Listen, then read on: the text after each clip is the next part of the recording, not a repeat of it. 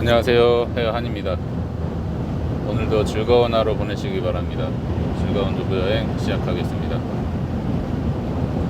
오늘은 즐거운 금요일입니다. 저번주 금요일날 말씀드렸죠. 즐겁게 배송을 하려고 합니다. 지금 뷰츠부룩 배송은 다 완료했고요. 지금 뷰츠부룩에서 북쪽으로 한 40km 정도 올라가면 슈바인프루트라고 있습니다.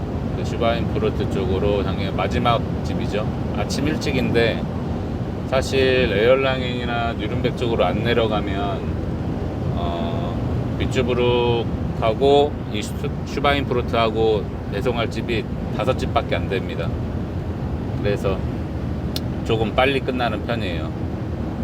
오늘 빨리 끝나고 빨리 하나호 공장 들어가서 어제 못다한 잔업을 해야 됩니다. 위생검사에서 걸린 몇 가지 거의 다 끝났어요. 거의 다 끝났는데 제가 할 게 좀 많이 남았죠. 어제 영상에서 말씀을 드렸듯이 위생검사에서 좀 많이 걸려가지고 그거를 보이딩한테 얘기를 했어요. 지금 이런 쪽에 청소를 해야 된다. 그래서 어제 하노버 올라갔다 내려왔는데 진짜 할 말이 지금 너무 많습니다. 일단 위생검사 쪽으로 말씀을 드려보면 보이텍한테 시킨 거는 너무 깔끔하게 잘 해놨어요.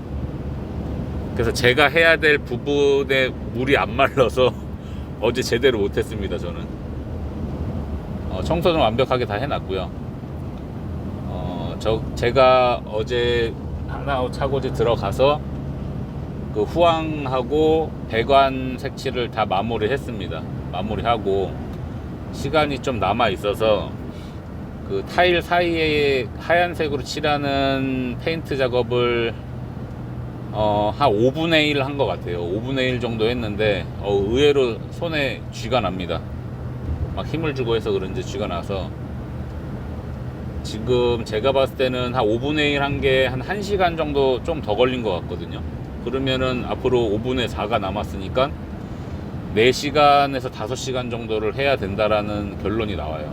그래서 오늘 오후에 또 약속이 있기 때문에 최대한 빨리 복귀를 해서 5시간 안에 마무리를 해야 될 것 같습니다. 그래서 5시까지는 일이 완료가 되지 않을까라고 짐작을 하고 있어요. 오늘은 그렇게 마무리를 해야 될 것 같고요. 어제 잠깐 말씀을 드리면 하노버 올라가서 배송 다 마무리하고 내려오면서 힐데스하임 들리고 게팅겐이라는 마지막 마을을 들어가려고 하는데 입구부터가 너무 막히는 거예요. 진짜 이렇게 큰 동네가 아닌데 왜 이렇게 막히지? 차들이 가질 않아요. 그래서 진짜 뭐 한 번 쓰면 최소한 10분 정도는 그냥 가만히 있다가 또 한 10m 가고 한 5분, 한 5m 가고 5분 이렇게 계속 정체가 되는 거예요. 이상하다 싶어서 그래도 한 1시간 한 반 정도 걸려서 갔습니다. 찔찔찔해서 조금씩 갔는데 그 스타트 밑에 그 중심부에 들어가려는 순간에 차들이 다 돌아가는 거예요. 경찰이 딱 막아놓고 못 들어가게 막았습니다. 이 도대체 무슨 일이지, 뭔 일이고 이렇게 해가지고 차들이 돌아가는 길로 해서 저도 쫓아갔어요. 다른 방향으로 들어가면 되지 하면서 다들 저 같은 마음이었을 거예요. 그래서 돌아서 계속 돌아갔는데 목적지에서부터 2.8km 지점부터 계속 돌리더라고요. 그러니까 돌면 또 3점 몇 킬로, 또 가까이 근처 갔을 때 한 2점 몇 킬로 남으면 또 돌려서 그러니까 그 중심가를 기준으로 골목골목에는 다 경찰이 서 있었어요. 못 들어가게. 아무도 못 들어갑니다. 심지어 사람들도 다 걸어서 나오는 상황이더라고요. 차 타고 나오거나 걸어 나오거나 하고 이거 뭐가 안에 무슨 일이 있나 보다 싶었어요. 그래서 거래처한테 전화를 했는데 거래처 사장님도 전화를 안 받으시더라고요. 진짜 한 20통 넘게 있습니다. 그때는 이미 2시간이 훌쩍 지나버린 상태예요. 그러니까 저도 이제 막 이걸 어떻게 배송을 해야 되나 말아야 되나. 왜냐면 그 게팅겐에 못해도 7통 8통을 배달을 해야 되는 상황이었는데 이거 못하고 가면은 그만큼 손해인데 생각이 들어서 그냥 계속 기다렸어요. 그래서 너무 낌새가 샤해서 인터넷을 켰죠. 그래서 구글에다가 스타트 베팅겐을 쳤습니다. 그러더니 뭐가 나왔냐면 시내 한 복판에서 공사를 하던 중에 2차 세계대전에 사용되었던 5cm짜리 폭탄이 발견이 됐다라고 인터넷에 떴습니다. 그게 10월 7일 날 오전에 발견이 됐대요. 그래서 부랴부랴 경찰들도 반경 1km 안에 있는 사람들을 다 대피를 시켰다라고 얘기를 합니다. 그래서 그 주위를 못 들어오게 하려고 거의 반경 2.8km, 3km에 있는 골목들을 다 막아놓은 거예요. 진짜 대단하지 않습니까? 5cm짜리 폭탄 때문에 공식적인 반경은 1km지만 실질적으로 체감하는 반경은 3km였어요. 지금 계산을 해보니까 거의 뭐 한 80년 이상 90년 정도 된 폭탄이 묻혀 있었던 거죠, 사실은. 그래서 결국에는 어제 좀 빨리 내려와서 작업을 했어야 되는 상황인데 배송도 못하고 늦게 도착을 했습니다. 그래서 원래는 어제 목요일날 한 절반 정도는 그 타일 사이에 있는 색깔을 절반 정도는 칠을 해놨어야 되는 상황인데 5분의 1 정도밖에 못 칠했어요. 이것저것 좀 꼬이는 하루였습니다. 그리고 또 한 가지는 뭐냐면 저희가 오버제에서 반찬 가게를 운영을 하면서 2019년 20년 초반까지 영업을 하면서 한국도 마찬가지로 소득세 신고를 하죠. 근데 소득세 신고를 하라는 얘기가 없어서 잘 마무리가 됐나 보다, 세금이 안 나오니까 그냥 약식으로 신고를 했나 보다, 한국처럼. 그냥 그렇게만 생각을 했어요. 근데 어제 그 바톤북 피남치암트라고 한국으로 따지면 세무서죠. 연락이 왔습니다. 편지가. 너희가 2019년도 매출액을 신고를 안 했기 때문에 빨리 신고를 하지 않으면 벌금을 물리겠다라는 내용의 편지였어요. 그래서 이건 또 무슨 소린가 싶어가지고 오늘 아침에 두부공장 들려서 두부 싣고 나오면서 뒷집으로 올라오면서 전화를 드렸어요. 그저 담당자분한테.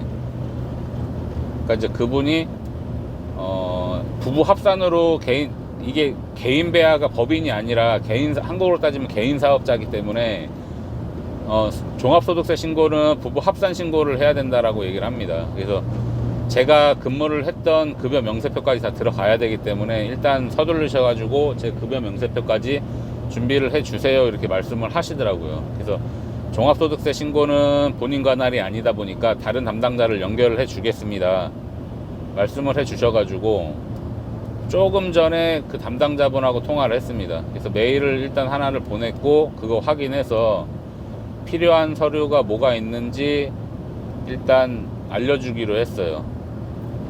아마 종합소득세 신고 끝나면 한국도 마찬가지라 조정료라는 걸 내죠. 아마 얼마를 더 달라 그럴지 사실 이제는 두렵습니다. 워낙 배보다 배꼽이 큰 나라기 때문에 뭐 설령 세금이 안 나온다라고 할지라도 그거에 세금 신고에 관련된 비용은 아마 청구를 할 거예요. 그리고 아마 세금이 나온다라고 하면 그 세금은 아마도 저희 가게를 인수하신 사업장의 사장님이 대신 납부를 해 주시기로 하셨기 때문에 그거는 아마 그렇게 믿고 있습니다.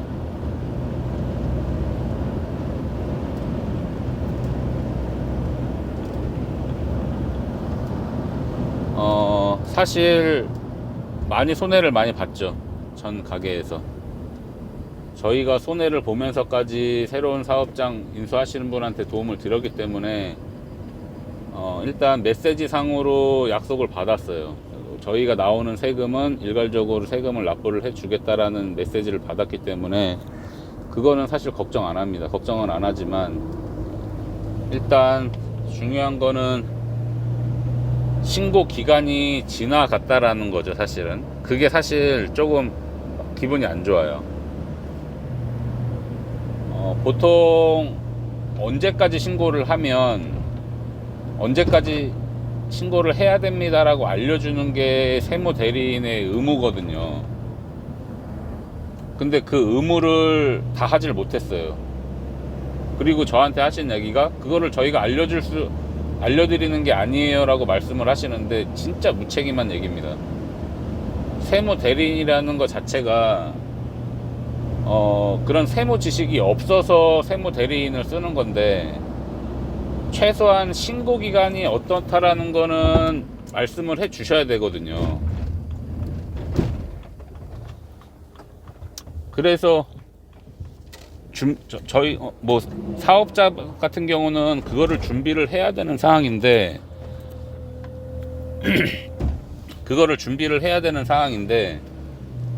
그거를 알려주지 않는다라고 얘기를 하면 과연 누가 세무사들이 그런 세무사 사무실을 이용을 하겠냐 이거죠.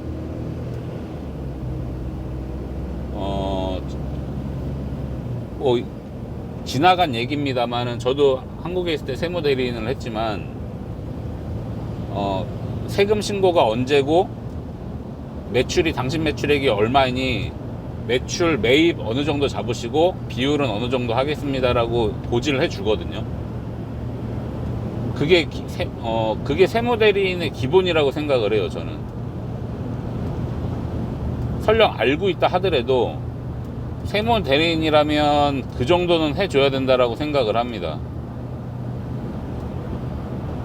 뭐 바빠서 저희가 관리하는 건이 많아서 바빠서 그거는 못 해드려요 라고 얘기를 하면 그 사람 역량인 거죠. 사실 그분이 얼마나 관리를 하고 몇 건을 관리를 하고 있는지 모르겠지만 글쎄요, 저는 제가 한국에 있을 때 거의 200건을 관리를 했거든요. 진짜 상상을 못하게 관리를 했습니다. 그런데도 일일이 다 전화를 했어요. 매출액 얼마니까 현금 매출액 얼마 잡으시고 매입 어느 정도 잡으시면 이 정도의 세금이 부과될 겁니다 라고 미리 공지를 다 해줘요. 그리고 그거를 준비를 못 하시면 세금이 더 부과가 되는 거고 그만큼 준비를 해주시면 그만큼의 세금이 나오는 거고 미리 고지를 해드리기 때문에 업주분들도 그렇게 큰 부담 안 가지시고 더 믿음이 갔던 거죠.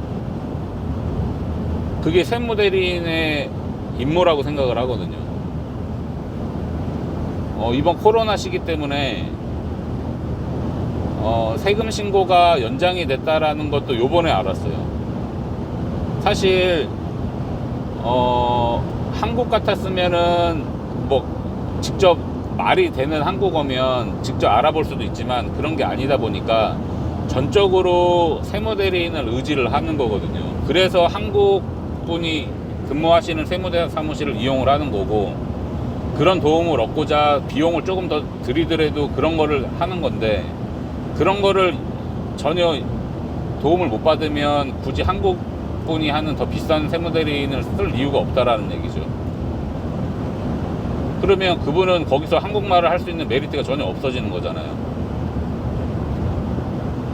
그러니까 그게 사실 너무 기분이 나빴어요. 말 듣는 것 자체가 아니 내가 왜 이렇게까지 소리 들어가면서 여태까지 그러면은 돈을 줘가면서 세무대리인을 맡겼지? 라는 생각이 드는 거예요. 더 싼 독일 세무사들도 있는데 그렇게 안 알려줄 거면 굳이 내가 왜 한국 사람이 쓰는 세무대리인을 더 비싸게 주고 이용을 했을까라는 생각이 드는 거죠.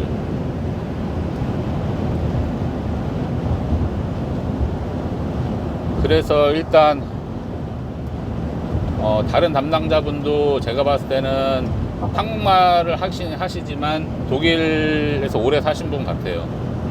그래서 그분이 메일을 보고 추가적으로 어떤 서류가 필요한지 알려주신다라고 얘기를 했고 이제 통보를 드렸기 때문에 일단 그분들이 맞춰주는 시간에 맞춰서 서류 전달해 드리고 기다리면 아마 되지 않을까 생각이 됩니다. 2019년도에 제가 사실 급여가 거의 없었죠. 급여가 없었고